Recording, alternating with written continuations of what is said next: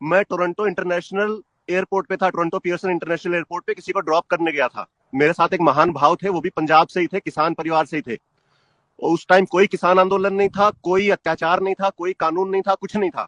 Airport में जब वो जाते टाइम लाइन में खड़े थे, लाइन बहुत लंबी थी तो बातें करने लग गए। वो मेरे मित्र ही थे, अच्छे हैं, अभी भी हैं वो। तो उन्होंने नरेंद्र मोदी जी को गाली निकाली, अभद्र टिप्पणी की। तो मैंने उनको बोला कि मैंने कभी, मोदी जी तो अभी 2 साल पहले आए हैं, आपको इनसे क्या समस्या है भाई, आपने इतनी अभद्र टिप्पणी क्यों की? तो उन्होंने कहा कि नहीं नहीं नहीं, कोई बात नहीं, कोई बात नहीं, कोई बात नहीं। फिर जब हम वो एयरपोर्ट वाले क्रिया से खत्म होकर के जब हम रास्ते में थे गाड़ी में, तब मैंने उनसे सीरियस नोट पे पूछा, मैंने कहा आप बताओ तो सही, मेरे को पता तो लगे। जो बात उन्होंने बताई वो सुननी चाहिए।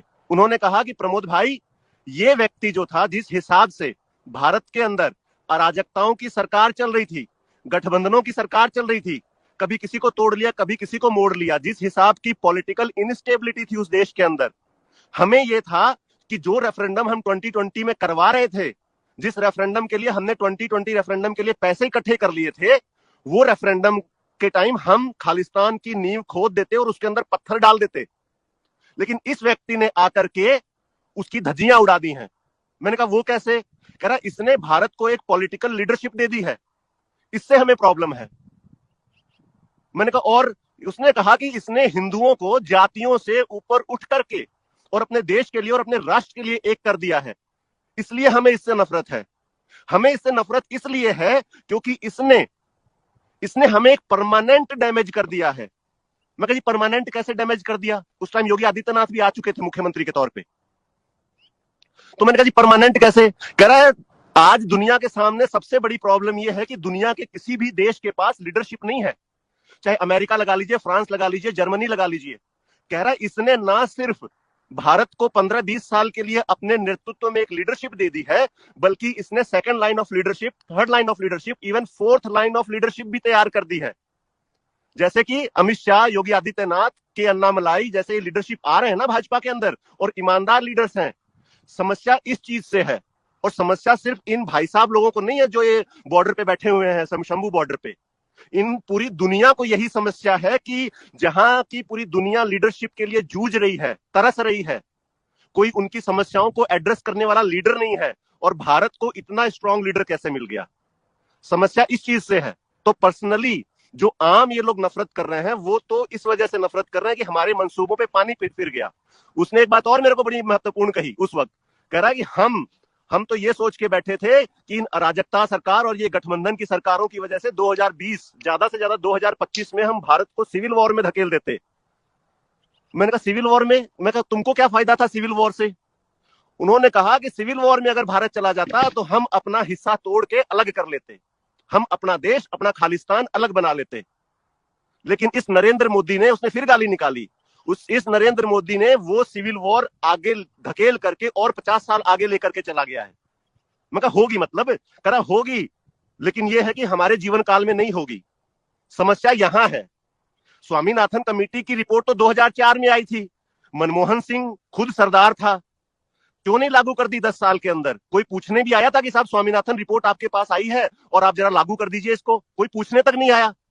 जैसे ही एक राष्ट्रवादी और एक पॉलिटिकल स्टेबल लीडर आया जो कि भारत को एक विकसित देश की तरफ और भारत की संस्कृति को आगे बढ़ा रहा है, उनको समस्या होने लग गई और इसके ऊपर आ गया।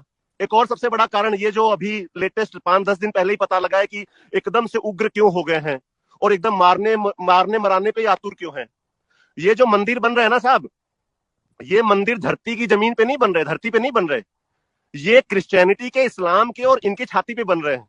जिस हिसाब से भारत का युवा के अंदर चेतना आ रही है, जिस हिसाब से छोटे छोटे लड़के धर्म की बात करने लग गए हैं, सनातन की बात करने लग गए हैं, इन लोगों को समस्या ये है कि हम ये जो शंभू बॉर्डर पे बैठे हुए हैं, कि जिस हिसाब से सनातन बढ़ रहा है, ये हमें अपने आप के अंदर संभालेगा।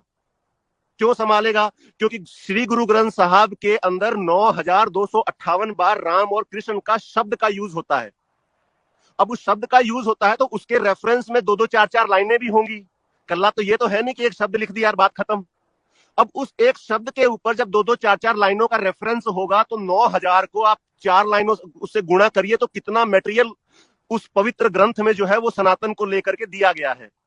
इनको ये है कि जिस हिसाब से सनातन का प्रमोशन हो रहा है, उस हिसाब से तो जो है हमारे लिए समस्या है। कारण ये है।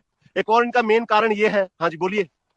नहीं, आप अपना कारण बताइए प्लीज, मैं अपनी बात बाद में पूछूंगा जी। तो पहला कारण नफरत का जो था वो सिविल वॉर को अवॉइड कर दिया।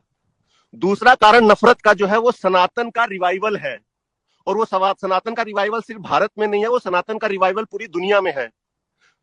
और वो पूरी दुनिया में इस हद तक है कि आज रशियन गोरा भी हरे कृष्ण हरे राम कर रहा है। आज कनाडा के अंदर जो गोरा बैठा है, जो अमेरिका के अंदर गोरा बैठा है, जो इंग्लैंड के अंदर गोरा बैठा है, जो बीफ खा करके, जो गाय का मांस खा करके बीमार हुआ पड़ा था, उसको ये पता लग गया है कि योग करने से मेरी बहुत सारी समस्याओं का हल है। उसको ये पता लग गया है कि मेडिटेशन करने से जो हमारी एक बहुत बड़ी जनसंख्या डिप्रेशन के अंदर जा रही है, उसका हल है, उस डिप्रेशन से हम बाहर निकल सकते हैं।